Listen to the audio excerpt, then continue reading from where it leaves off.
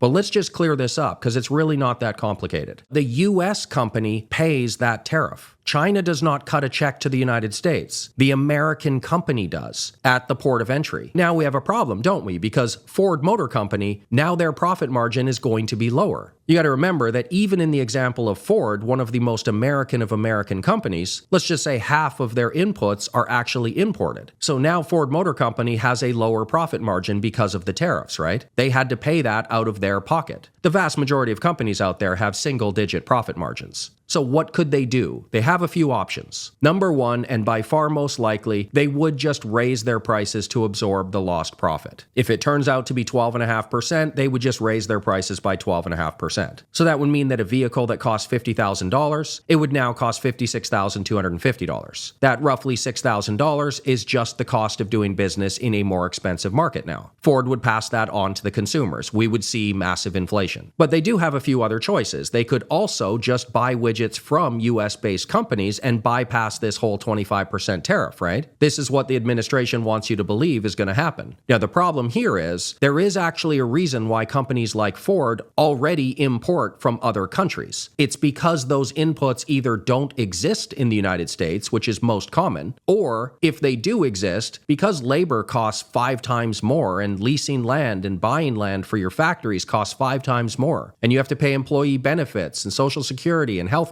And then the supply chains, everything in the United States is more expensive. The railways are more expensive. The road systems, the energy, the electricity, it's all more expensive. So it's not as easy as just saying, oh, cool, we'll just buy from US-based companies. In many cases, they don't exist. And in the other cases that they do exist, it is far more expensive. And that in itself is going to be a very high profit margin loss for Ford Motor Company. And then the other thing to consider is, I know a lot of Americans do think that Asia is a third world area, but the truth is they actually do manufacture very high quality products in certain situations. Obviously, America is also good as well. I'm not saying that, but the reason that Ford also imports a lot of stuff, even though they're American, is because the rest of the world does have high quality in many situations.